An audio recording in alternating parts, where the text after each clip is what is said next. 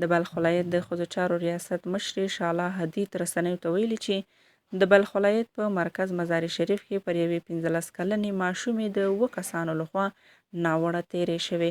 ښاغلې شعله حدید زیاتوي چې یاده 15 کلنه نجلۍ د کابل اوسیدونکې ده چې یو کال مخکې د بلخ ولایت یو سپین ږیري کس ته واده شوه. د ښاغلې شعله په وینا چې د دې نجلۍ د خاوند د پخوانۍ مېرمنې 15 زامن او د 2 زومانو لخوا پرې زړه بګنونکې تیرې شوې. خو د دې زړه بګنونکې قضیې په اړه د بلخ پولیسو وایي چې په پیښه کې ښکېل ټول کسان یې نیولي او دوسیه یې قضایي ارګانونو ته معرفي شوي دي. باید وویل شي چې په بلخ پر یوې 15 کلنې نجلۍ تیرې د خپلو بنځایانو لخوا د افغانانو سخته غوسه راپارولې ده.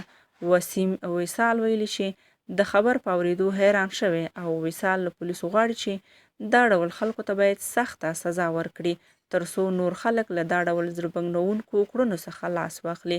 بلال نیازی بیا وایي دا نه یوازې د افغانستان لپاره شرم دی بلکې د ټول انسانیت په لمن تور داغ دی. هغه زیاتوي چې دې خبر دومره خفه کړی چې اصلا نشي کولی په دې اړه خبرې وکړي. بلال نیازی له قضایي ارګانونو غواړي چې دا ډول کسان باید سنګسار او شرعي حد پرې پلی شي.